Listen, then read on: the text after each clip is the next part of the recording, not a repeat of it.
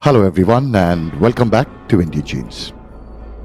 To all our listeners that have been following us over the last few months through these episodes, the support has been absolutely overwhelming. So, a very special thank you to each and every one of you. We have also been receiving comments as to topics that should be discussed or guests that we should be talking to on the podcast, and we are following up on those as well. Our topic for today is consciousness.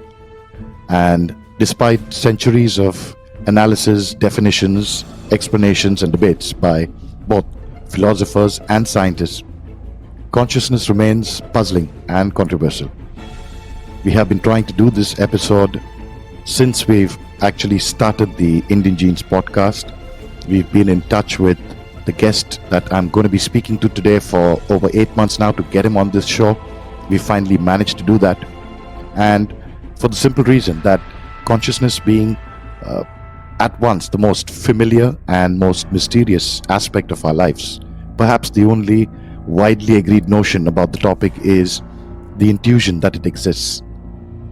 We do know that opinions differ about what exactly needs to be studied and explained as consciousness. Sometimes it is synonymous with the mind, at other times just an aspect of the mind. And in the past, it was one's inner life, the world of introspection, of private thought, imagination, volition. And questions about the nature of consciousness or awareness have likely been asked for as long as humans have been around. So for us to cover this topic in a couple of hours would not be doing justice to the depth of the subject, and hence we will be releasing this in a 2-part episode. In this first part, we get into the aspects of consciousness that all of us need to understand. And in the second part, we will be taking a lot of your questions, and thank you for everyone who sent in those questions. Our guest today has been leading the modern renaissance of metaphysical idealism, the notion that reality is essentially mental. He has a Ph.D. in philosophy, specifically ontology, the philosophy of the mind, and another Ph.D. in computer engineering. As a scientist, he has worked for the European Organization for Nuclear Research, CERN, and the Philips Research Laboratories, where the Casimir effect of quantum field theory was discovered. He has formulated his ideas and thoughts in many academic papers and books, specifically Scientific American, the Institute of Art and Ideas, the blog for American Philosophical Association, and Big Think. His recent book, The Idea of the World, a multidisciplinary argument for the mental nature of reality, is absolutely stunning. And I definitely advise anyone who wants to know or get into a little more on this subject, get hold of this book. And Indian Genes now proudly presents a very deep and thought-provoking conversation with a person that is leading this process of metaphysical idealism in our world today, none other than Bernardo Kastrup. So thank you very much, Bernardo, for coming on and talking to us here at Indian Genes. I've just introduced you to a lot of our listeners, and I have to say that for me this is going to be really special because I've waited a long time to talk to you. I think 8 months since January, and we have so much to speak about. But before we get there, and before I even welcome you again, I just wanted to put this out that it's interesting. We are doing this interview on an audio platform and we can't see each other, so it's pretty much a communication between two minds. Indeed. So yes, Bernardo, please, why don't you, a lot of us know about you, but for people who are listening to you for the first time, why don't you tell us a little bit about what you do and what you would like us to know about you? Yeah, well, first of all, thanks for having me. It's a pleasure to be here. I have a sort of dual education, dual life. I am a computer engineer. I've worked in high technology for 23 years now, both in the hardcore science part and in the management part, the strategy part. I'm also a philosopher. I have a PhD in both engineering and philosophy. And in philosophy, my favorite topic, the thing that speaks to me most, is philosophy of mind and ontology. In other words, the study of the nature of reality, the study of what reality is in and of itself, regardless of how it presents itself to us. And surprisingly enough, these seemingly distinct fields are very synergistic. Working on artificial intelligence has a direct relation to philosophy of mind, the nature of consciousness, the nature of intelligence. So yeah, my life has been about these two poles, these two synergistic poles for many years now. Wow, and it's amazing how casually you mentioned that you have two PhDs. I can't even say that in one statement, but that is absolutely, absolutely stunning. And you have a day job, like you were saying. So, where do you find the time to do this? Because everything you talk about is so deep. Because reading about what you say doesn't allow me to go to sleep when I go back. My mind is still ticking. So how do you think of such deep thoughts and then wake up the next day or whenever you do and get back to the corporate world? But I don't know. It's not like I have a choice. It's not like I chose to have these thoughts. They just come. And my only choice is to either resist them or let them flow through me. Until very recently, as you mentioned, I had a full-time day job in corporate high-tech strategy. Philosophy was my second life. But very recently, I've left that day job, and now I'm starting up a new foundation in the areas of philosophy of mind, neuroscience of consciousness, even foundations of physics. So I have more time now to sort of surrender to these things that just come to me. Maybe it helps that I don't have kids, so it's less time needs to be invested in that. But it's not a choice. I'm compelled to do this. You don't think that you're actually making time for this, that these particular thoughts do come to you. uh, does this actually happen to you, or do you see any pattern to it in a day? Because for me, generally, when I am really tired, after a long day and I've gone to sleep, I have a book next to me, and for some reason I just wake up, because just when I'm about to sleep, I get some stunning thoughts like you just mentioned, and things just come back. Is How does it happen for you? Um, I, i- in the early days, I thought this was pretty haphazard, random, but it is not. There is a pattern, and the pattern is if I am relaxed, not worried, happy with the way my life is going, feeling safe, then nothing happens. These thoughts don't come. If I am stressed, worried, anxious, depressed, if something is not going well, then they seize me. And not only do they come, they sort of seize me. So there seems to be a correlation with suffering, which is interesting, and I don't know how to interpret it. Oh, that's exactly, yep, yeah. Because probably when your mind is most tired, but I think we'll come back to that in the discussion. And I just want to get back to setting a little bit of the stage here for our listeners to follow. And I know we're going to get into a lot of deep stuff, Bernardo. What I want to do is, what we have now been seeing all over the, whether it's the internet or on social media or just in in social circles, there seems to be some kind of renaissance towards the theory of mind, if you could say that, or specifically consciousness. So before we get to those, I just want to go back to the beginning, and how did this start? And we can go a little bit into the history of philosophy, or what was the playing ground before we came to where we are now. Would that be possible for you to get us to that? Sure, I'll try to make it as brief as possible. Well, as far as records go, it all started in a very enlightened way in India, in the Indus Valley, where the first philosophy of reality and mind was articulated. Later on, it was interpreted, reviewed, re-articulated in the form of Advaita Vedanta. So originally, I'm talking about the Vedas, and I think we got it pretty much right back then. We were more intuitive. We were more open, less prejudiced. We didn't have a history of habits and unexamined intellectual assumptions behind us. It was free playing field, and we got it right. And the history of philosophy since then was to make it wrong. Then, after having gotten it right, the history has been to screw it up. In the West, I think we also got it right in the very beginning, although it was much later than in the Indus Valley. I'm talking about Greece. The first Greek philosopher poets, pre-Socratics, before Socrates, they probably got it right as well. Parmenides probably got it right. It's difficult to interpret because he wrote in the form of a long poem. But to the best of our ability to understand it, he also got it right. Mind is fundamental. Reality is a play of mind in mind. But then in the West, with there was 1,000 years in which philosophy basically was not done, the beginning of Christianity. And then in the Middle Ages, with scholasticism, dualism began to be dominant instead of this mind-only worldview that we had before.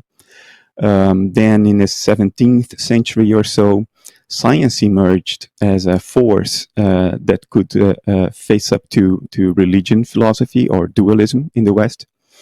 And I think a lot of effort was concentrated around a unthinking assumption that was underlying science, and that is that the world is fundamentally material, that mind is secondary. It arises from some specific arrangements of matter somehow in a way that nobody can understand.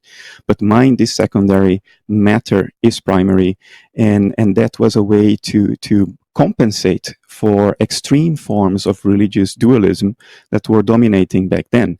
So we didn't really thought this through very well. We just found an alternative to religion, something that the intellectuals of the time felt they needed to react to, and they congealed around this alternative without giving it deeper thought. And in the late 19th century in the West, materialism became the dominant worldview. And the West, of course, exported it across the world, even to the East, to the Far East. And now the world itself seems to have this view that reality is essentially material and that mind somehow arises from matter.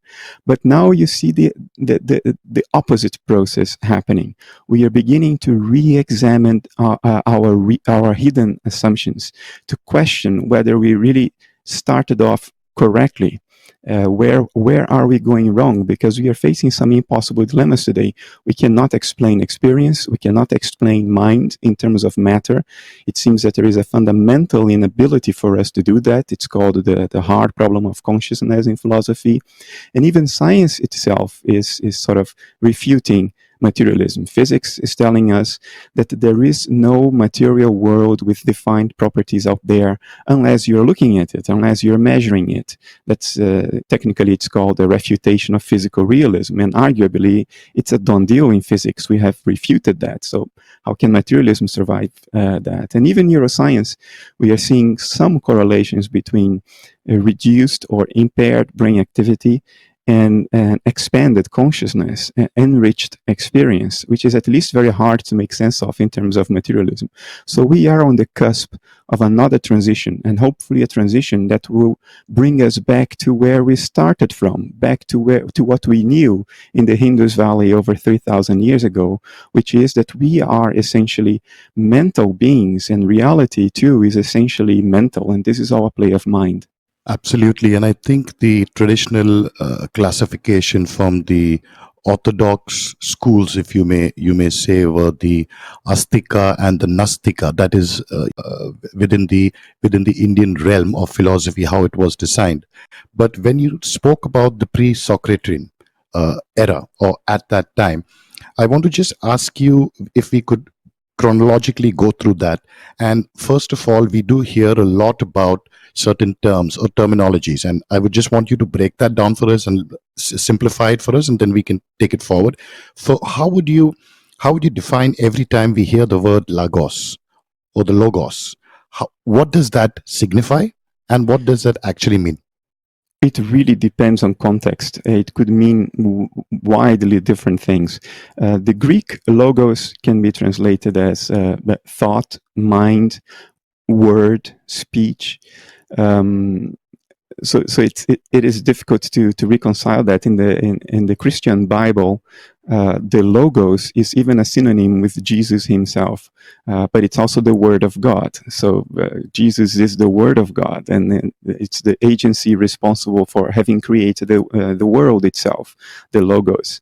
In other contexts, for instance, in Dutch, there is a word called logopedie. It's just a science of speech. So it really depends on context.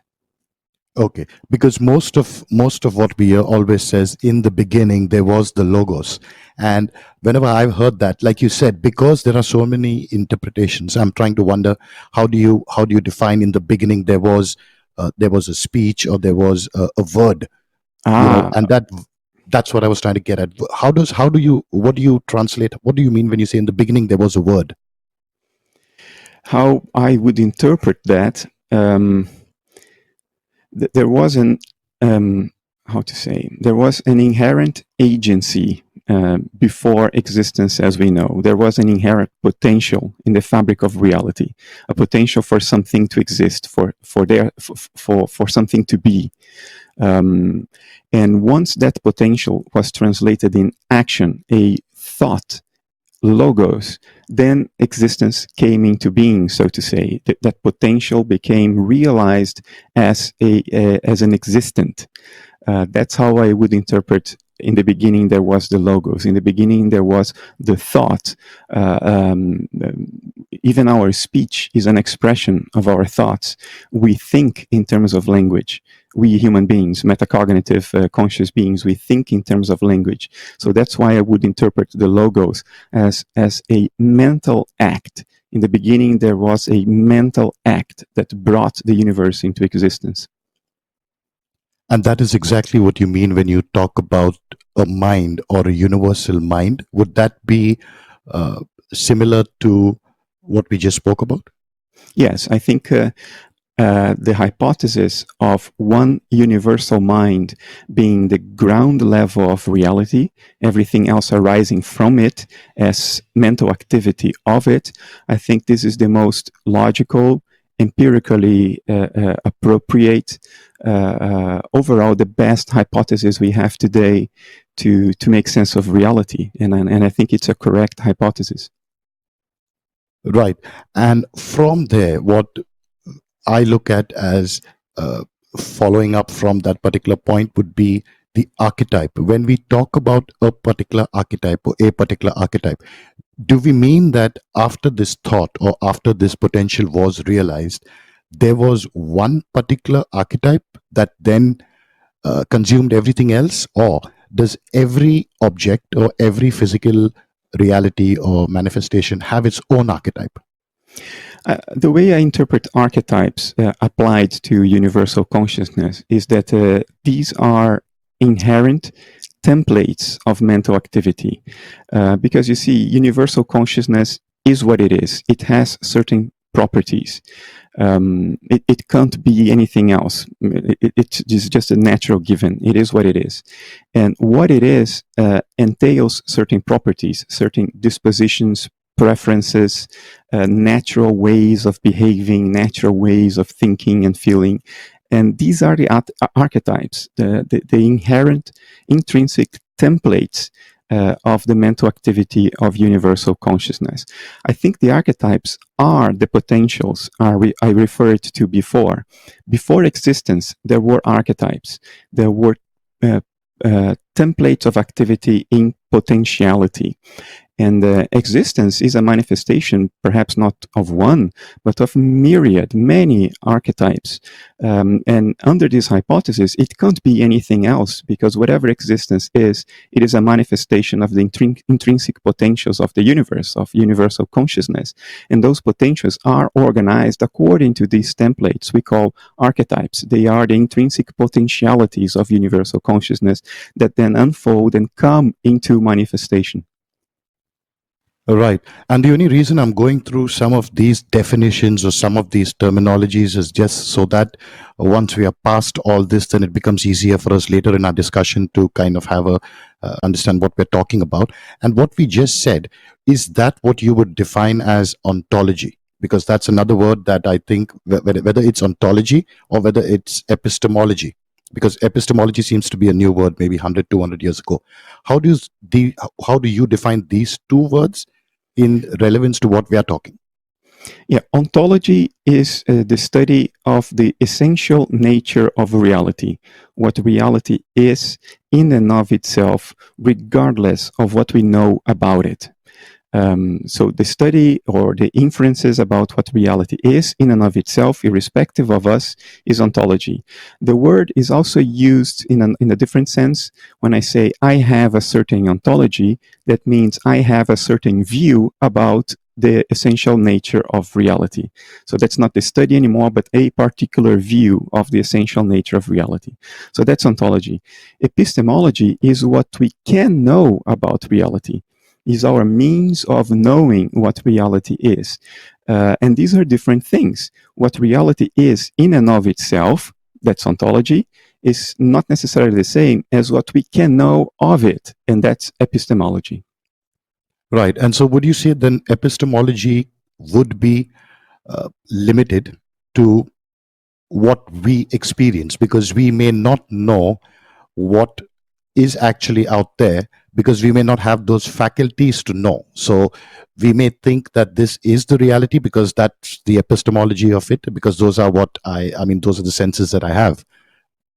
Correct. So epistemology is fundamentally limited to what we can experience, indeed, because that's what we can know. We cannot know something we don't experience. Right. And as we move past that particular stage of the Greek philosophers, we come to the famous three. And the famous three, I say, is Socrates, Plato, and Aristotle.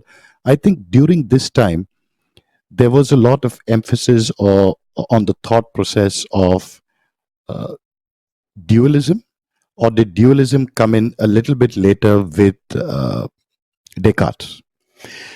Arguably the latter. It depends on how you interpret the old philosophers. I mean, we know about Socrates mostly through Plato, his student. Plato was one or two generations after Parmenides, who was a sort of non-dual idealist philosopher, much in line with the Indian tradition. And Plato took a lot of that on board. He was aware of Parmenides. Arguably, he misinterpreted some things, but in Plato, you already find this notion of archetypes. Plato called them the forms or the ideas, the Platonic forms, the Platonic ideas. The meaning is essentially the same, are the inherent templates of manifestation in nature, the archetypes of universal consciousness, if you will. So that tradition was still very much alive there. With Aristotle, the dominance of reasoning, of the logical intellect, which so much characterizes the Western tradition, that started arising. Aristotelian logic is what we still use as our classical default logic, a set of axioms that we believe to be true and do not require any proof whatsoever. They are self-evidently true, and we build the edifice of our thinking on those foundations that we take to be self-evidently true. Like if A equals B and B equals C, then per force A equals C. So that's Aristotelian logic. Something cannot be true and false at the same time. That's also Aristotelian logic. These you can actually criticize these assumptions. They seem self-evidently true, but if you look more deeply into them, they may not be. But taking these things for granted is a philosophical tradition that started back with Aristotle. And for us to have true substance dualism, this idea that mind and matter are both fundamental, but both distinct, that you can see most clearly indeed in Descartes, already in the 16th century.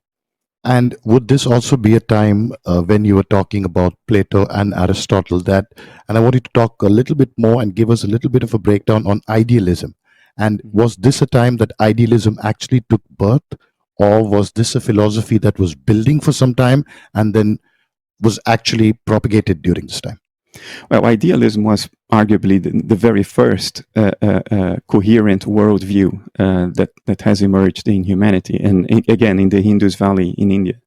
In the West, idealism is a much more recent rediscovery, so to say. Maybe it was there with Parmenides and in classical Greece to some extent, but then we had this 1,000 years of Christianity in which idealism, maybe it's sort of came back with Berkeley, but that was already again in the 17th century. So for 1,000 years, there was only religious dogmatism.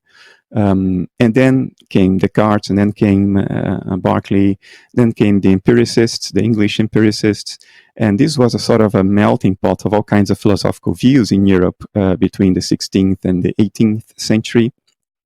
And idealism, as we know it today, arguably really only re-emerged towards the end of the 18th century.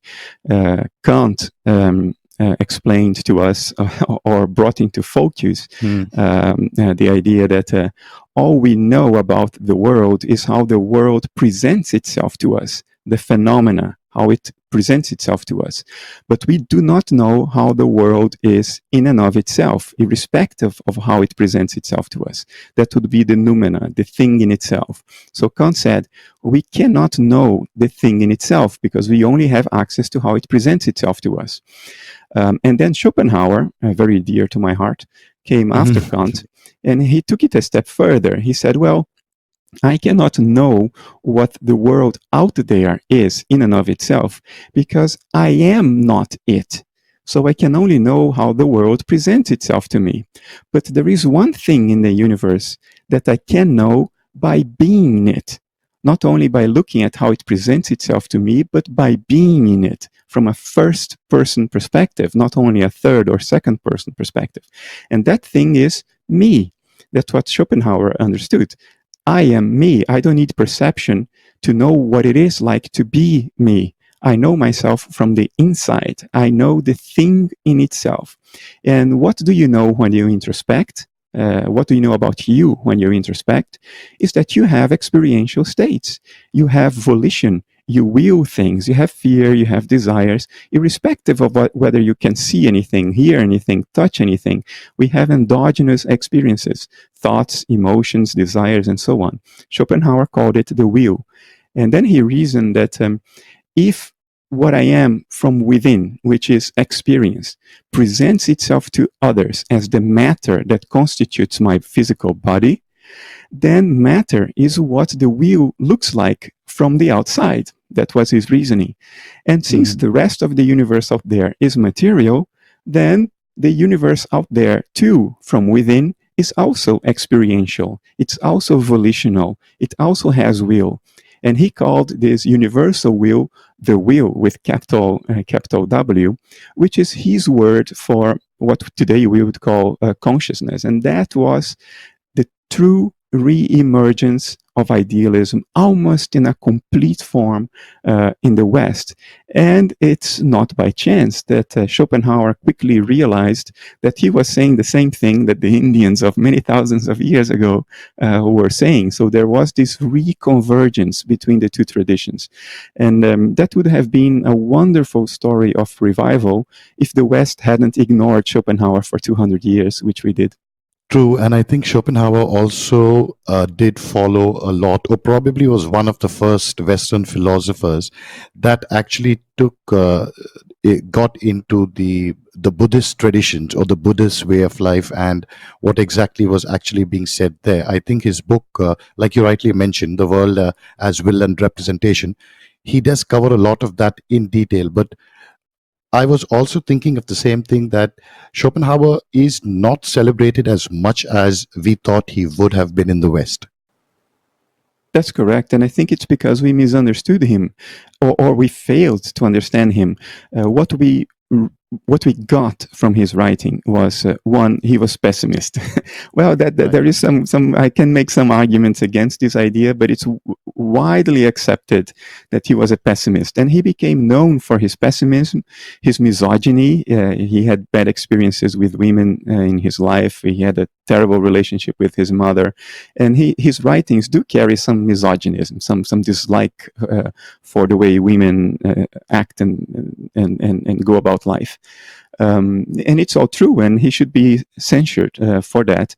But we never understood his metaphysics. I mean, the most recognized Schopenhauer scholar in the West today, Professor Christopher Janway, he refers to Schopenhauer's metaphysics variously as barbaric, absurd, nonsensical. He couldn't have really meant it, obviously false. I mean, this is not only a phenomenal expression of academic hubris. It's easy to criticize somebody who is already dead and cannot defend himself, right? But it also shows how difficult it is for the dualistic Western mind to understand a non-dual point of view. And I think we have a better chance today in the 21st century, because Eastern non-duality, Advaita Vedanta from India, has been having now for a few decades a broad and very benign influence in the Western mind. The West now finally has some language to try to make sense of a non-dual perspective. We didn't have this language before. When Schopenhauer wrote, he talked about our individual or personal subjectivity and our subjectivity as the one will or the one universal consciousness.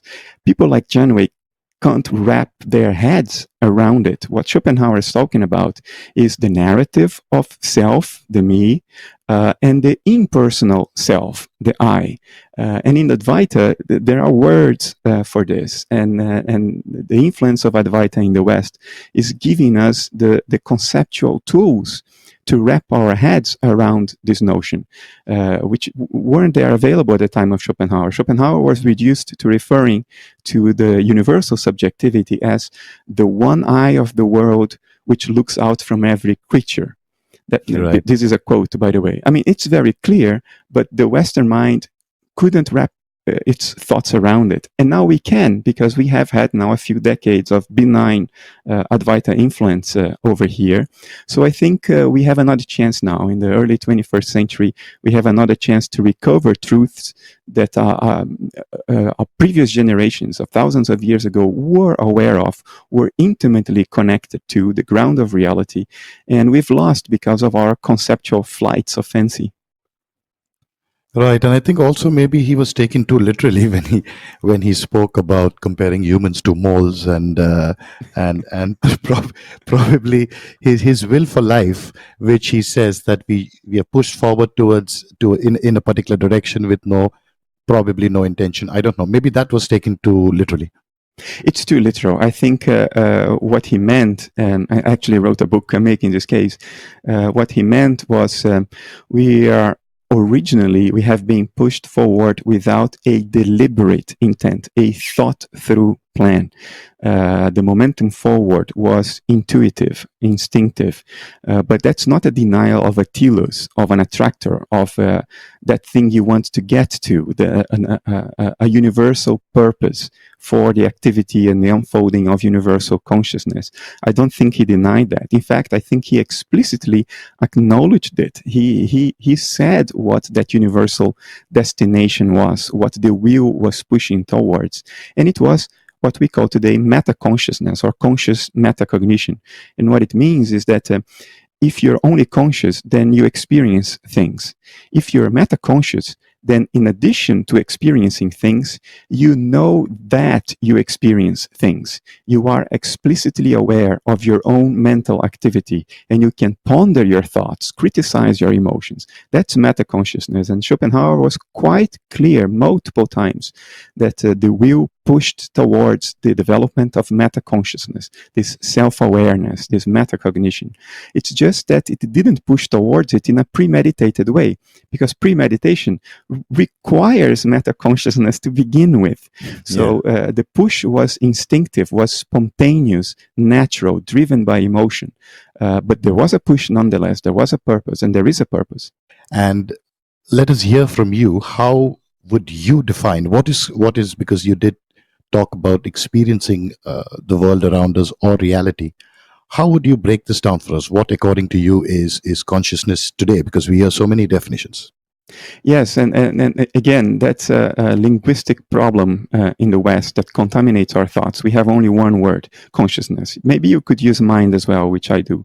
In India, you have a few more words, which allows you to distill this in more detail and have more clarity about what's meant in each given context.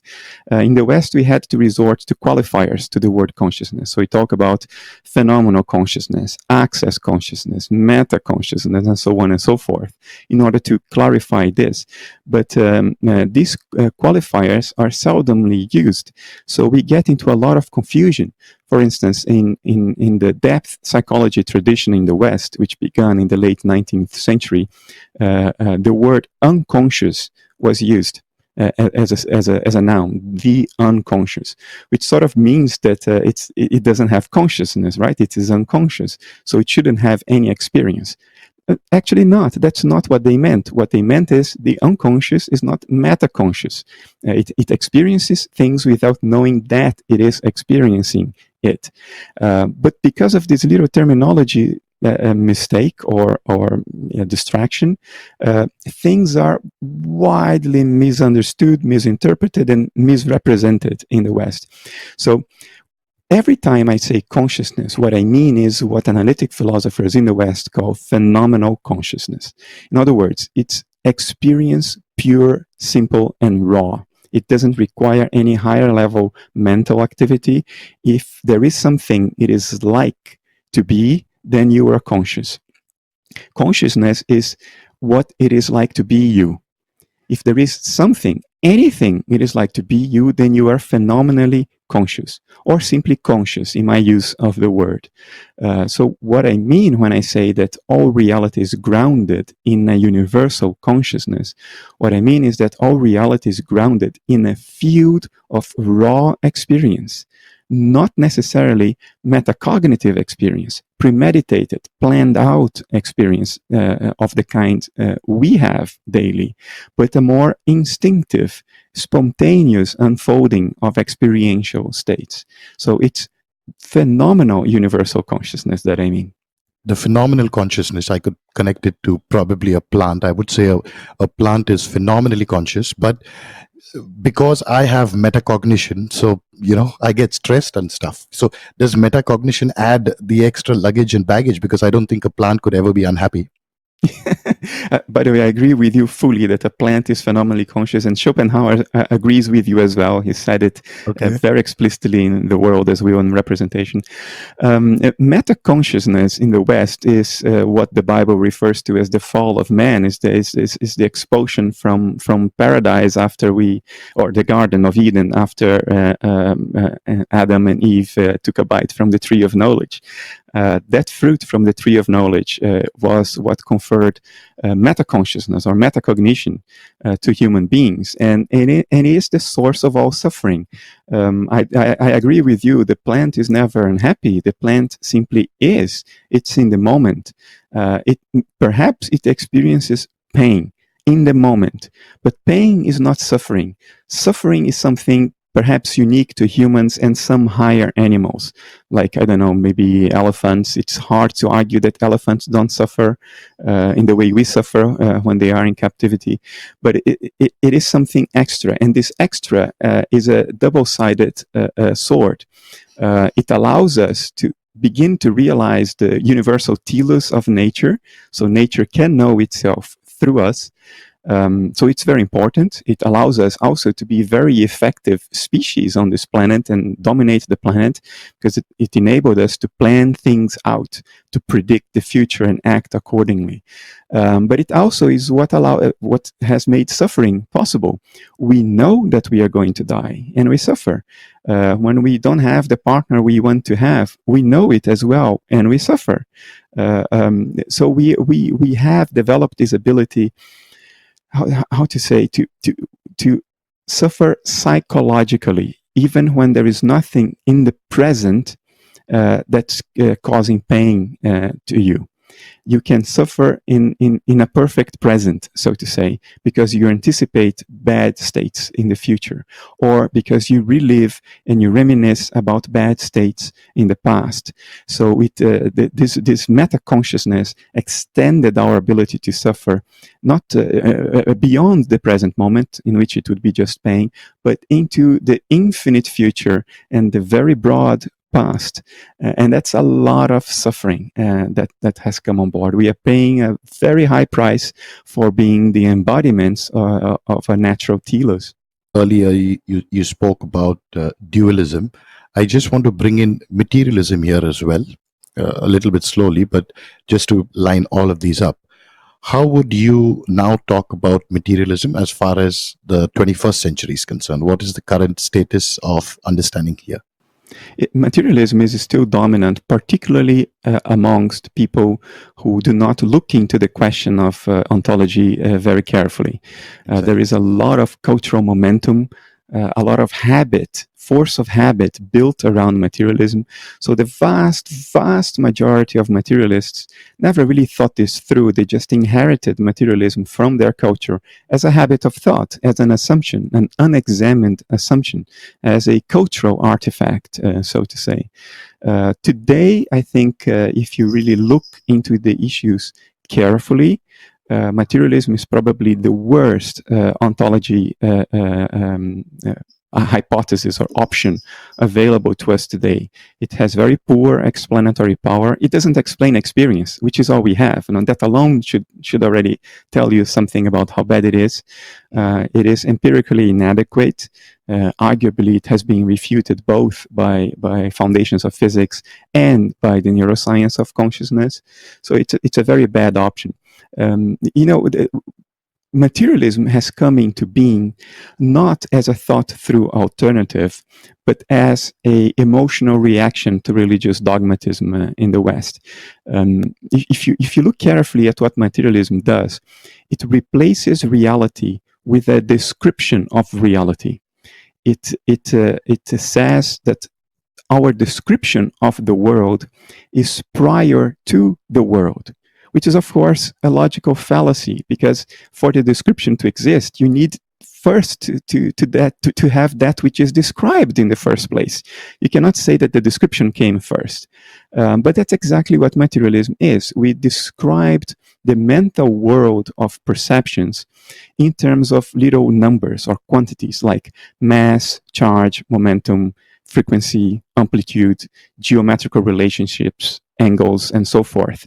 These quantities are descriptions of the qualities of experience. And what materialists then said was, you know what? The quantities came first. There was first mass, charge, angles, momentum, amplitude, and frequencies. And only later, when brains formed, those quantities somehow became translated into the qualities of experience. Now, this is so fallacious, it hurts. I mean, it's outright foolish.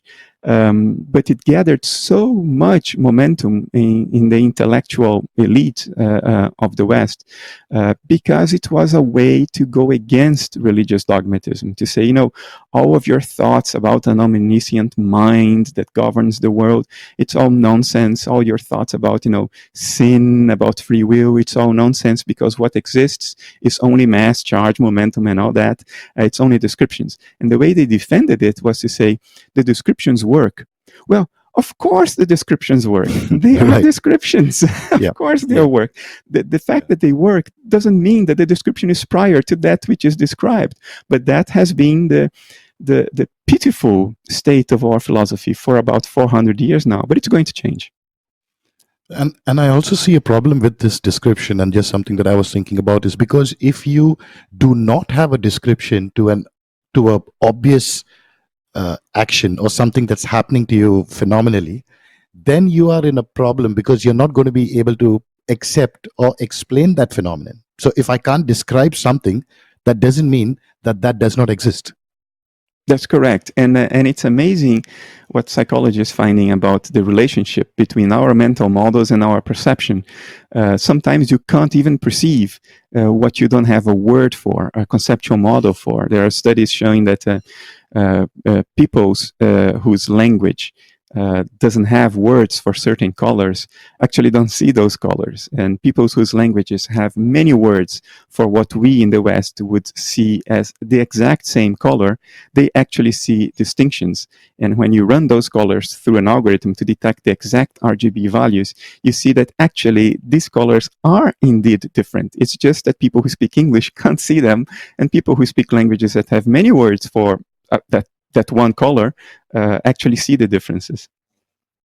Right. And this description, I don't know if this is the right example I should be throwing in here, but the something about Mary mind experiment or the thought experiment that says scientist is living her whole life in a black and white environment, and she knows everything about color. She knows the descriptions, like you said, and so she has it. But once she goes out into the world, or she's shown a color television, for example, does she learn anything new, or does she experience that color? Because she's got all the description, but does she actually experience it? Exactly, and that's an excellent point. This is called the Mary the color scientist thought experiment, and what it's telling us is that the descriptions do not exhaust reality. We cannot capture the whole of reality in a description.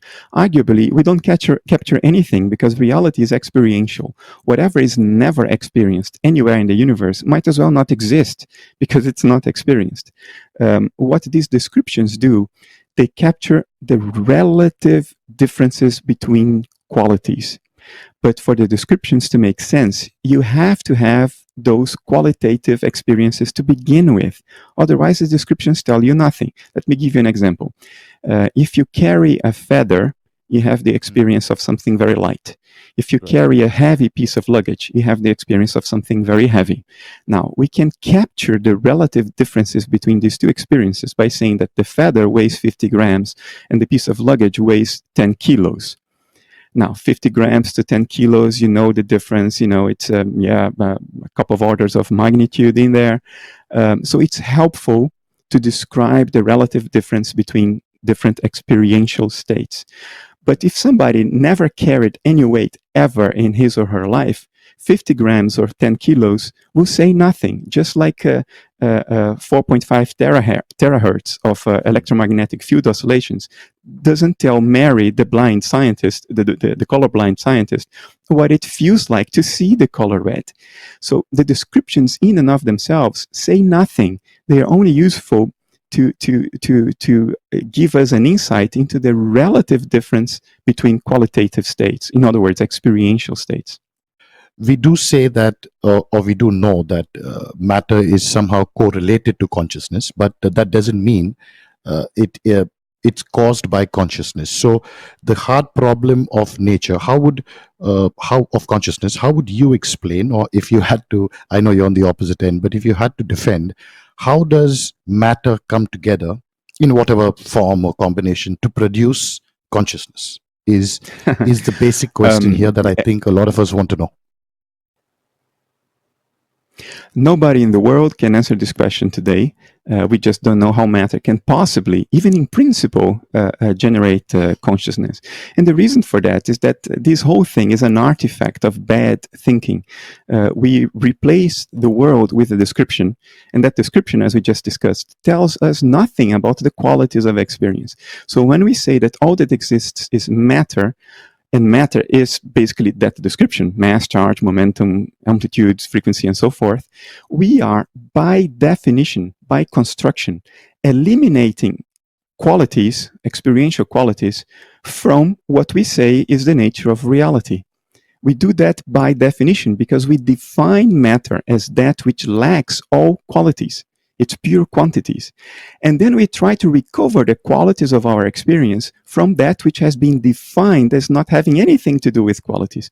Of course, this is impossible. And that's the hard problem of consciousness. There is nothing about physical parameters in terms of which we could deduce the qualities of experience. You can measure your brain with total perfection and know exactly the position, momentum, and other properties of every elementary subatomic particle constituting your brain. And that, in and of itself, will tell you nothing about what it feels like to have a bellyache, to fall in love, to taste strawberries. So there is nothing about matter that allows us to reconstruct the qualities of experience, because that's how we defined matter. So the hard problem of consciousness is an epistemological problem. It's a problem of knowledge. It's not a problem of ontology, of reality as it is. It's an artifact of bad thinking. Now, what is clearly and empirically available to us in nature is that there are correlations between the descriptions of brain activity and inner experience. Those correlations are obviously there. I mean, you don't even need to be a scientist to know that. You drink alcohol and you know that a substance will change the way you feel from within. If you're punched in your head, and something will change in your inner life. Now, what this is telling us is there are two perspectives to experience. There is a first-person perspective, what it is like for me to have a thought, and a third-person perspective, what it is like for a neuroscientist to measure my brain activity. But that doesn't mean that there is anything other than experience. There are just multiple perspectives to a given experience. In other words, and I am with Schopenhauer on this, what we call matter is simply what inner experience looks like from the outside. So my brain activity is what my inner thoughts and emotions look like from the outside. And since my brain activity is the image of my inner mental processes, of course it correlates with my inner mental processes. The image of something correlates with the thing it is an image of, obviously, you know? So those correlations should not be interpreted as causation from something defined as purely material, in other words, pure quantities, generating something that is qualitative, because this transition, this bridge, cannot be done. It is an artifact of bad thinking. And we do hear from neurology as now that these days that we are looking, or they are looking to find some signs of consciousness or something that they can tap into. I found this very interesting fact that, we have a total of 86 billion neurons in our brains, out of which 69 billion of them are in the cerebellum, which actually controls motor skills. And it's just the rest of it, or the cerebrum actually controls the nervous system. So you have 75 to 80% of what's in your brain that is controlling motor skills, and that's not you.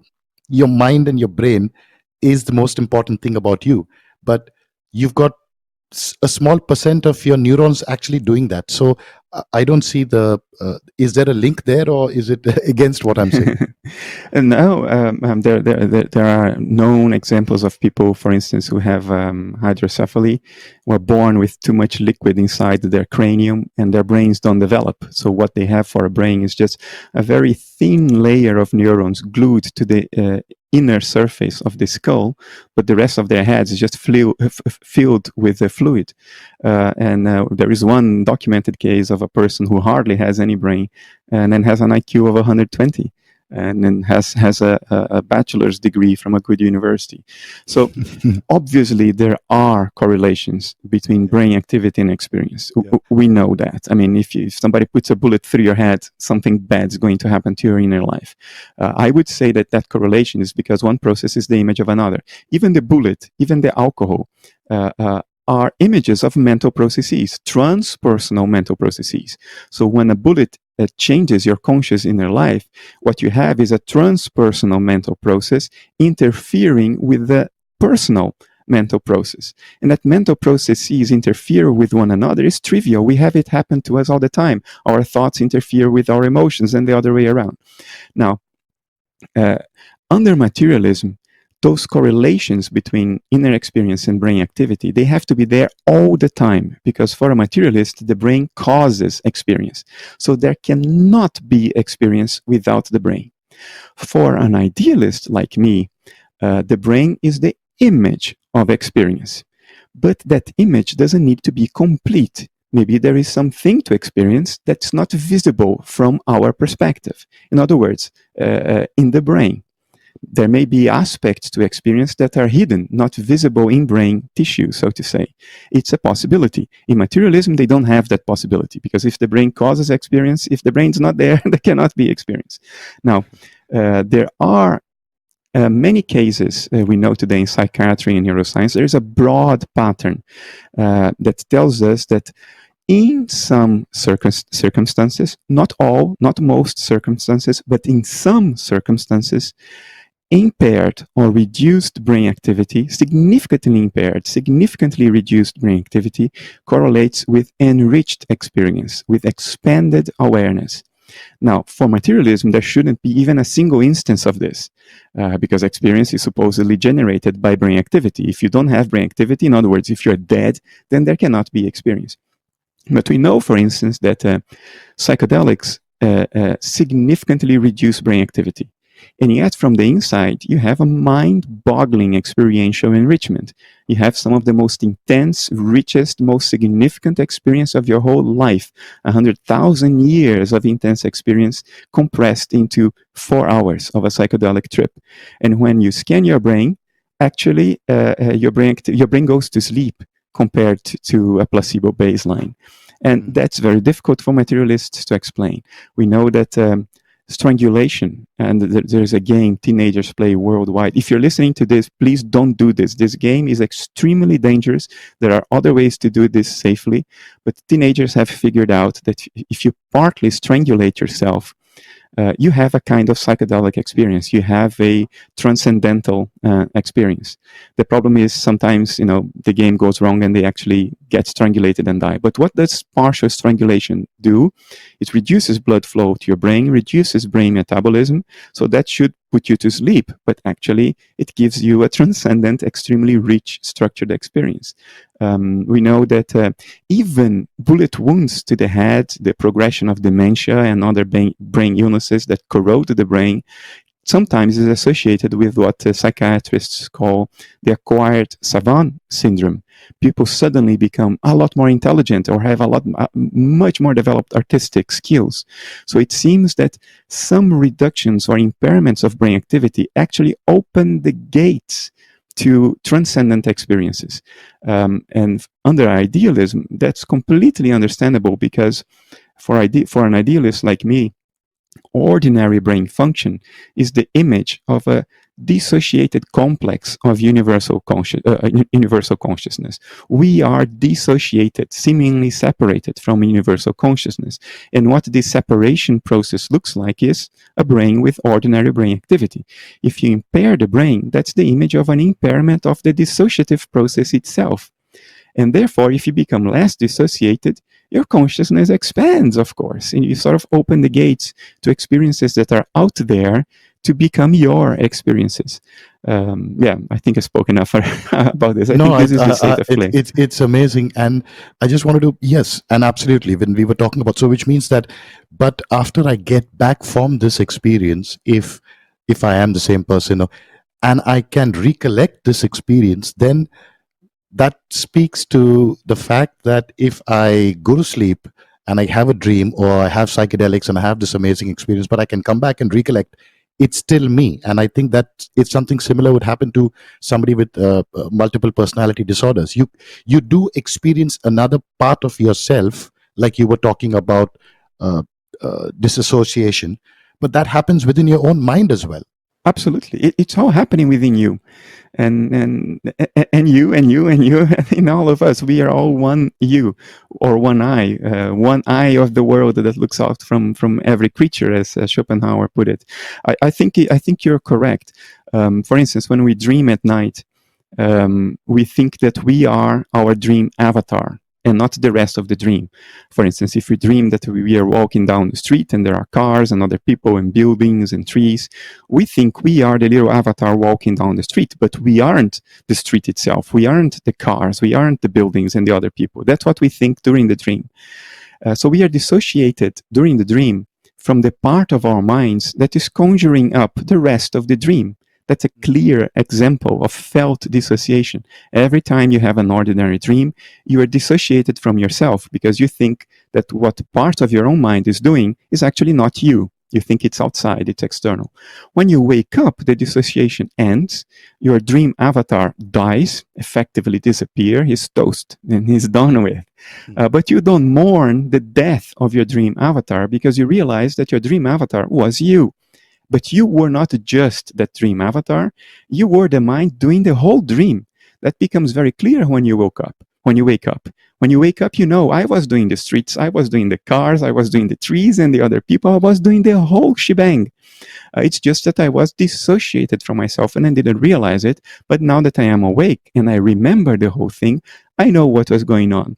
So yes, I think when you have a transcendent experience because of psychedelics, partial strangulation, because of physical damage to your brain, or cardiac arrest, like a near-death experience, or meditation, which we know also reduces activity in your default mode network, the part of the brain that is responsible for your ego, your feeling of a personal self. So when you have these transcendent experiences, what's happening is that the boundary of the dissociative process that constitutes the individual you seem to be, that boundary becomes more porous, more how to say, permeable. And things that are originally in the outside sort of percolate through the boundary and go inside you. And once you come back and you remember, you realize that those experiences were actually you as well. A part of you that you're normally dissociated from for as long as you are alive, or for at least for as long as you're not in a deep meditative state. But through memory, you can tell yourself with fairly high degree of certainty that that was you as well. It's just that right now you're back to the dissociation. You're back to thinking that you're only the dream avatar and not the rest of the dream. Right, and the only thing you would not actually experience, like you were saying earlier, is how heavy. If you were carrying a 50-kilo bag in your dream, you would never know how heavy that bag was. Right? That's true. There are concepts cannot capture that. Physics cannot capture what it feels like to anything. Right, and so would you say in that case that the more you disassociate yourself through whether it could be yoga or whether it could be meditation, is this what is actually happening? I think this is precisely what's happening. Yes, I think what people would call samadhi, enlightenment, nirvana, these are states in which you lower your dissociative boundary enough that you experientially recognize the identity of your core subjectivity with the whole universe. So I think that's precisely what's going on there. Yeah, it's basically a uncovering, a unveiling of what is the case all the time, right here, right now. It's the basic level of reality. Your core subjectivity, your pure I-ness is the only thing that's going on. It's the thing wherein the whole universe is unfolding. And recognizing that reality is difficult because it's so close to us. It's so close. It's right under our nose. It's so intimate. It's so much we ourselves that we can't see it. It's too close. It's right under our nose. We can't look at it. You need a meditative state to recognize that which is the most intimate, undeniable reality of experience. Right. In Hinduism, it's known as Maya, or the illusionary nature of reality. Like probably somewhere in the 1900s, 1800s, if you've heard the story of Phineas Gage, the guy who had this rod sucked through his head, it actually went into his skull on the top and came out through his cheekbone, but he survived with that rod in his head. And the only thing that changed was his behavior. And that is what we could say. Yes, as far as personality is concerned, you would agree that there are certain parts of the brain that you can tap into to change your personality. Absolutely, of course. I think the brain is the image of our seemingly individual mental processes. I think that metal rod or a surgeon's scalpel or a surgeon's electric probe, if they start poking in your brain, they change your inner life, because I think the rod, the scalpel, and the probe are also images of transpersonal mental processes. And of course, mental processes affect one another. So I have no doubt that through physical means, which we one day may develop, be it by putting probes inside our brain or taking certain psychoactive substances, we will be able to manipulate our conscious inner life at will. We'll be able to manipulate our thoughts, our emotions. We'll be able to change personalities as one changes clothes. But I think all that this will be telling us is that all these things, these personality traits, these dispositions, tastes, ways of thinking, they are not us. They are exactly like what the metaphor suggested. They are clothes we put on and we take out and we put another one. What is really us is the witness of all that, is the I-ness, that field of subjectivity where these experiences, these personality traits unfold. We are prior to those personality traits. Those personality traits arise within us like a thought arises within us. What we really are would never be changed by a surgeon's scalpel or an electric probe or a psychedelic substance, because what we really are is pure core subjectivity, not particular contents of consciousness. Right, and I think Thomas Nagel, in his essay of what it is to be a bat, does describe that quite well, because that essay is quoted very often. And would you want to just tell us a little bit or a brief about what is your understanding on what Thomas Nagel was trying to say through that essay? I think his paper, his 1974 paper, was an extremely important, necessary, urgently needed correction for the conceptual delusions of Western philosophy. Because in the West, philosophers, particularly in the analytic school, they have conceptualized everything to such an extent that they've started mixing up concepts with reality. They started thinking that reality was conceptual. They forgot that concepts are just a description of reality, Right. A way to label reality so we can work it out in our thoughts, but they don't replace reality.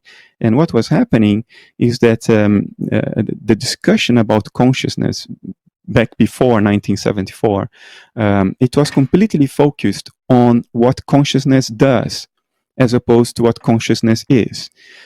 So people thought if we could replicate what consciousness does, say in a super intelligent robot, then that robot would be intelligent because it's doing the same thing that a conscious being does.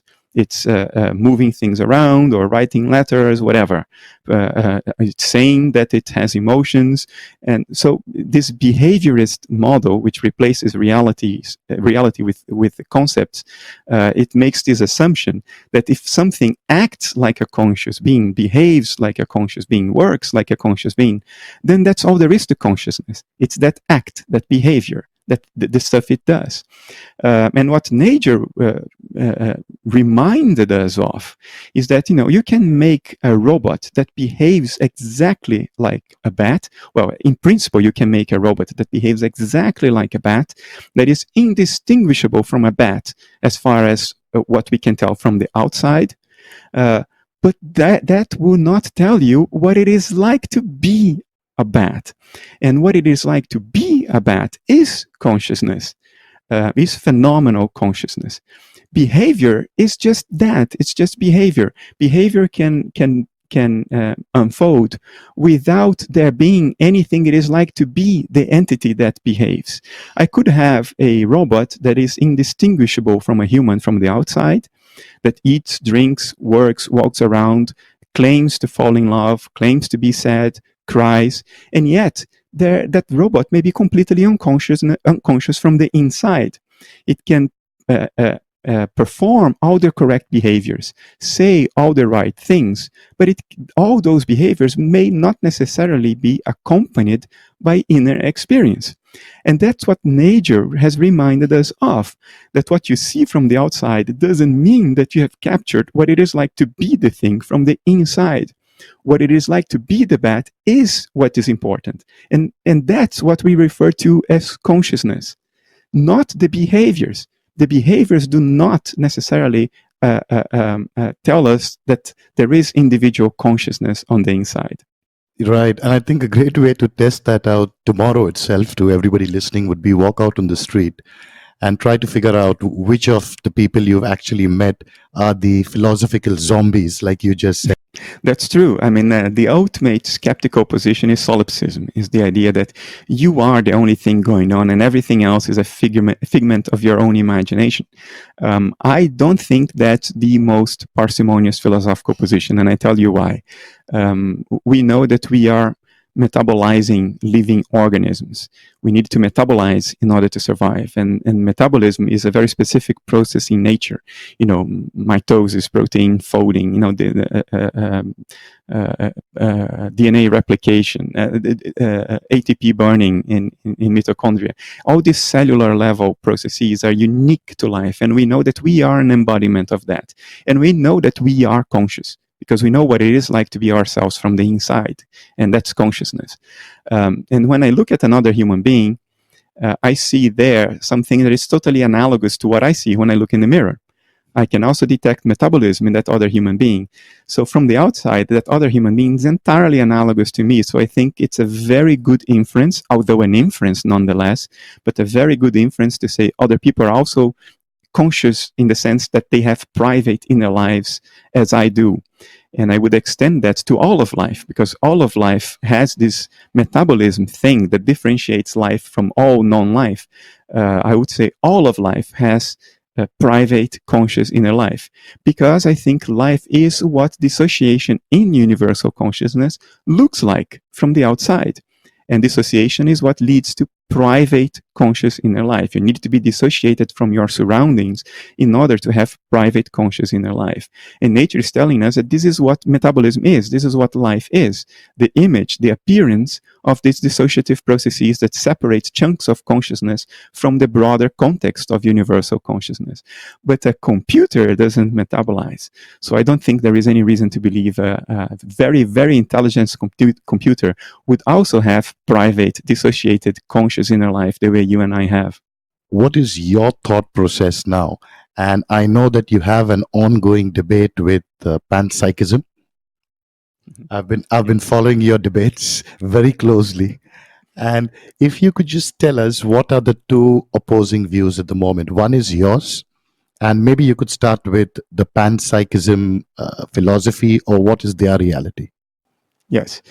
Okay, Panpsychism, there are many variations of Panpsychism, and some of those variations are indistinguishable from idealism, which is the position I defend, which is, you know, at the bottom level, there is only one universal consciousness. But what most people refer to when they use the word Panpsychism is what is actually technically called constitutive Panpsychism. But I would just use the word panpsychism now in that meaning. So I'm not going to make it complicated. So panpsychism in that sense basically acknowledges that matter exists, and that matter is basically a set of elementary subatomic particles.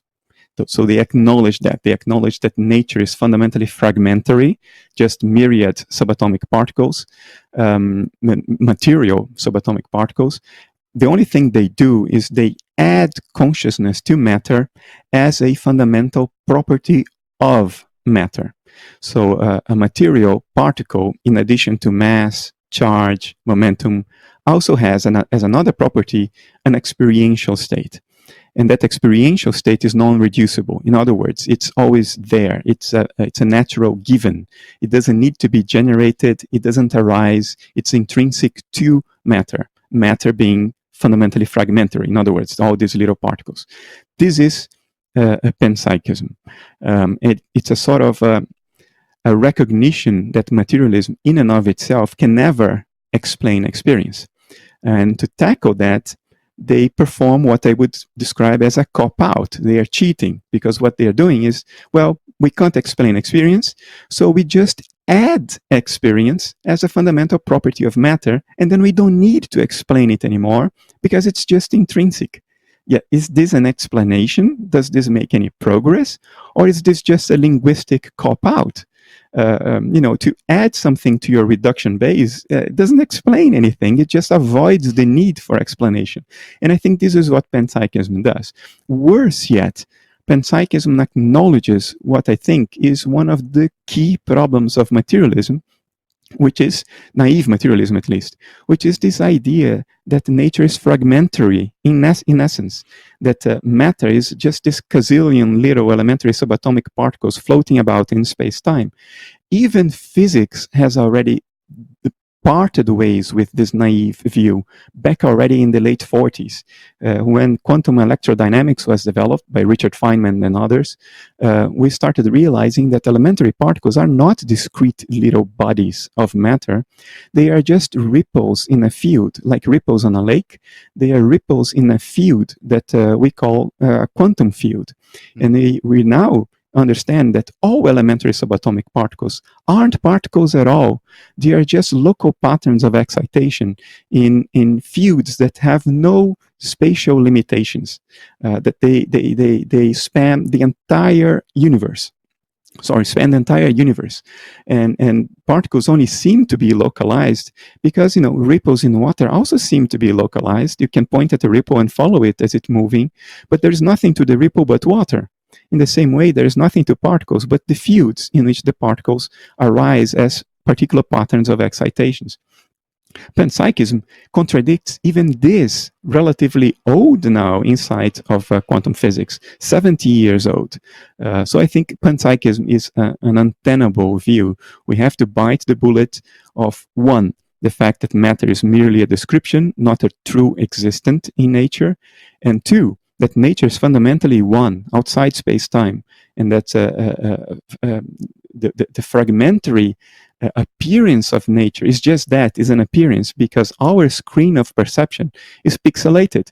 When you see the image of somebody on the screen of your computer, if you look closely, you see that image is made up of little rectangles or pixels. But you don't deduce from that the person herself is made of little squares or little rectangles. You know that pixelation is an artifact of the screen. In exactly the same way, I would say that the pixelation of nature, all these elementary subatomic particles that seem to constitute a body, that seem to constitute our very subjectivity, are just an artifact of the screen of perception. Our screen of perception is pixelated. Nature as it is, in and of itself, the noumena of Kant, the will of Schopenhauer, is not fragmentary. It is unitary. It's one and outside space and time.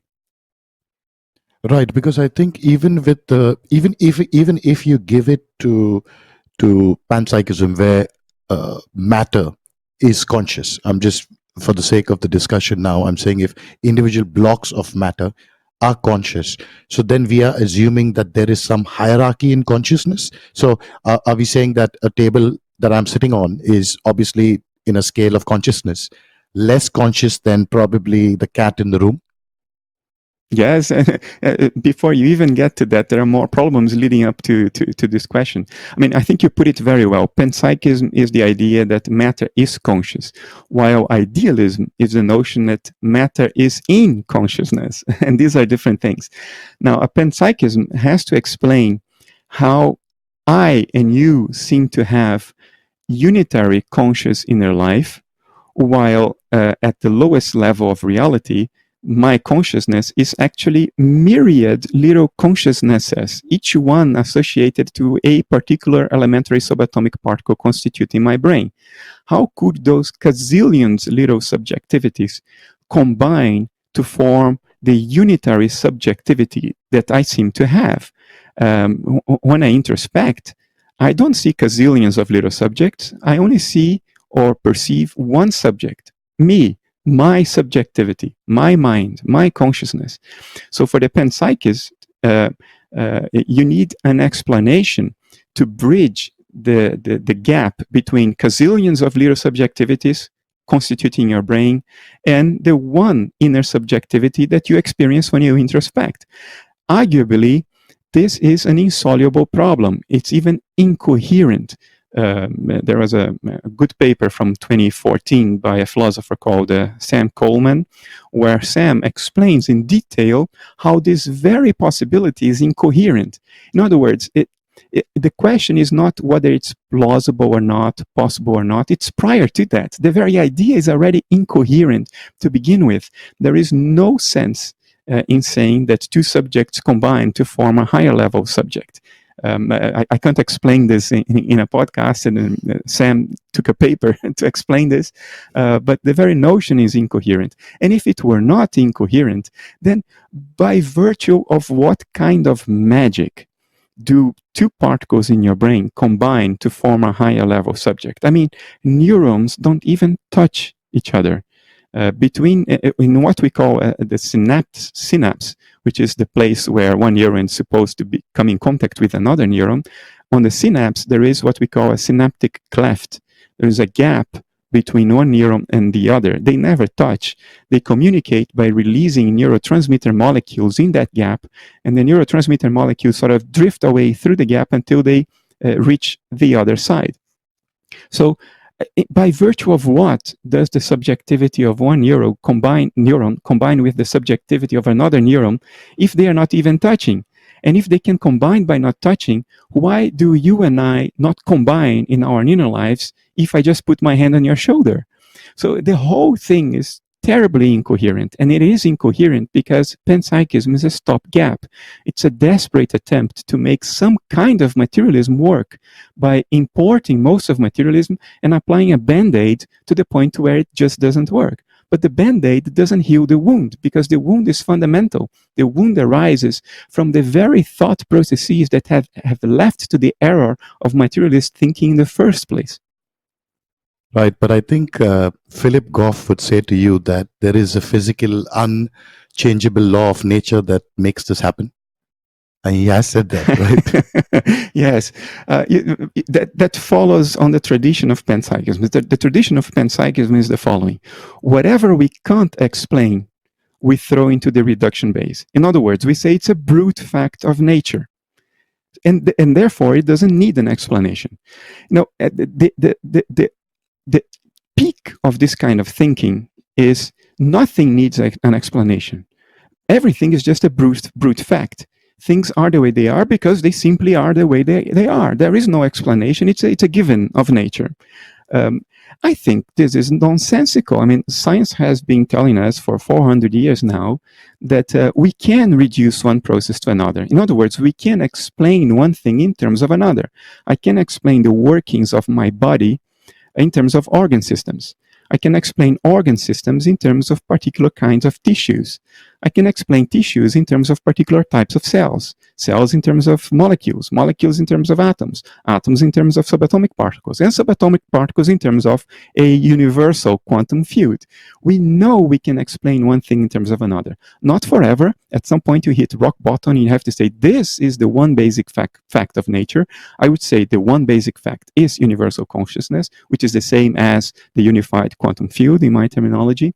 But what Philip is doing, and many other panpsychists do, is they identify the problems of a certain narrative, a certain view of the world, in other words, a certain ontology, and whatever can't be made sense of, they say, well, that's a brute fact. This is a cop-out, because Philip cannot explain consciousness. He adds consciousness as a fundamental property of matter, but he sticks to matter. And then because he can't explain how two presumably conscious subatomic particles combine to form a higher level subject, he then just says, well, there is a so far not recognized law of nature, in other words, a brute fact, that combines them. This is not explanation. This is just postulation of more and more brute facts. It doesn't explain anything. It just surrenders. It's a surrender. It just says, well, I can't explain, so it's a brute fact. It's a new law of nature.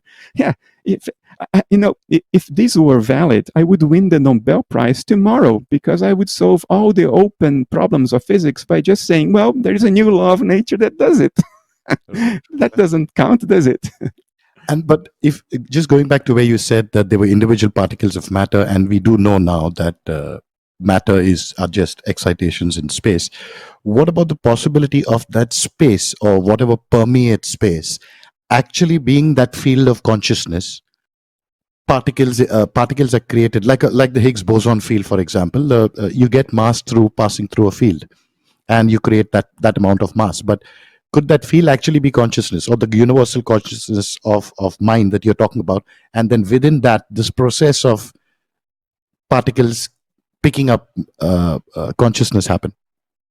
Yeah, absolutely. I mean, it's so nice to talk to you guys in India because it makes my job so much easier. Yes, absolutely. Sorry for having interrupted you, by the way. There is some lag here. Um, I think, I think the ultimate reality is outside space-time. I am with Kant and Schopenhauer and others in the Western tradition in saying that space and time are just uh, phenomena of perception or properties of perception. The space-time scaffolding is a cognitive one, is a scaffolding within our own mentation that we use in order to help us make sense of things by sort of pulling them apart and spreading them into this space-time scaffolding. It allows us to separate things and make sense of them more easily. But it's a cognitive thing. It doesn't exist out there. It's a property of our own mentation. It's not a fundamental scaffolding in the world out there. Now, having made this disclaimer, we are forever, well, for as long as we are alive, we are locked within that space-time scaffolding. So in the language of that space-time scaffolding, I would say that space itself, the Higgs field itself, or the unified quantum field itself, is consciousness. And therefore, having acknowledged that limitation, within this limitation, I think it's fair and accurate to say consciousness is space. Consciousness is the unified field. It is that field wherein everything happens. Empty space is just mind where there are no excitations yet. Actually, there isn't even such a thing as empty space, because we know that elementary subatomic particles or excitations of the quantum field pop in and out of existence in a vacuum all the time anyway. But we are speaking in metaphorical terms here, very close to literal, but still metaphorical. I think if one needs to visualize concretely what universal consciousness is, if you need a visualization of that, not an intuition, not an insight from meditation, but a visualization, a concrete one, the best you can do is to visualize universal consciousness as empty space. That's what it is. And we do have something that's called the net of Indra. I don't know if you would know that in Yes. Hinduism. And the net of Indra does speak about a net of consciousness that is spread all over the universe, and that's pretty much close to what you were just saying. And something that just struck my mind actually when you were talking about the particles coming together, or matter particles coming together to form a whole, or two minds coming together to form one mind, and how it's not, it doesn't look practical at the moment. But I'm wondering that if that was the fact, then a human being, or let us say the archetype human being, you have certain matter that comes together to make you, let's say me, and for some reason, if I lose a part of my body, then by science and by definition, I should lose a part of my consciousness. Mm-hmm. Okay, how to comment on this? Because you alluded to Indra's net, which is it's already the next level of insight, right? I was operating on a lower level to be more easily understood, but of course, you guys already go far ahead. How do I catch up with you? So the second part of your question, I will answer from the level I was speaking of. I think our bodies are the image of our dissociated mental processes, the processes that constitute the illusion of our individuality, of our separateness. So if you lose a part of your body, then indeed there is a part, there are some mental processes that were part of your dissociated alter, so to say, your dissociated personality, and they were removed from the boundaries of your dissociated processes. So they are not part of you anymore, you as an individual. That part that has been removed has merged back with universal consciousness. It's no longer separated, and therefore it's no longer part of you as a seemingly separate being. Now, we may not explicitly be aware of what has been lost. I mean, if I lose a finger, do I lose the ability to have certain thoughts or to have certain emotions? I would say we do, but we don't realize it, because the thoughts and emotions that corresponded to your finger, in other words, the thoughts and emotions whose image was your finger, which has been removed, they were not available to metacognitive introspection. Sorry, but like energy, you haven't really lost it in the universe, because if you are within this space, it's gone back to where it was, so it's not lost. I'm getting there. Yeah, absolutely right. I'm getting there. Bear with me. I'm a Western guy. I have to build it up in steps. um, so from the point of view of your dissociated self, which is not real, it's just an illusion of consciousness, which is what dissociation is. Somebody who is dissociated is not fundamentally two different minds. It's just an illusion. From the point of view of that dissociated self, that illusion, something was lost, a mental process was lost. And the illusory person doesn't notice that loss because you couldn't introspect into that lost mental process to begin with. You were having the experience, but you didn't know that you were having the experience. So you can't tell yourself that you lost the experience because you couldn't tell yourself that you were having the experience to begin with. So that's the difference between consciousness and metaconsciousness that I highlighted in the beginning. Now, what is Indra's net telling us? It's telling us that the entire whole is in every part. It's telling us that every seemingly dissociated alter of universal consciousness, in fact, at the deepest level of reality, is the whole of the universe. And that's the metaphor of Indra's net. It's a fractal net, right? We just don't realize the extent of that fractal because we are sort of dissociated from what's going on. So when I look out to the world and I see the framework of space-time, I may tell myself, from my perspective, space is universal consciousness. When you look out to the world, you also see space. But your space is yours, and the space I see is mine, because we are looking at space from different points of view, different perspectives. But at the deepest level of realities, which is what Indra's net is telling us, your space is my space too, because the whole is reflected in the part. It's very difficult to really elaborate on this in an explicit, logic, and unambiguous manner. This is an idea that it's more conducive to poetry than to explicit analytic philosophy. But I hope I at least hinted at it. Yes, you did. And I think, would the holograph or the holographic universe concept be something that is similar to this, or at least in principle, where every part is part of the whole? It's certainly consistent with it. The holographic theory is that the universe is, what we see in the universe is a holographic projection from the edges of the universe. So what I'm going to say now is not quite accurate. It's just to give you an intuition. Imagine the universe as a ring, an empty ring. That ring constitutes the edges of the universe. The universe is within that ring.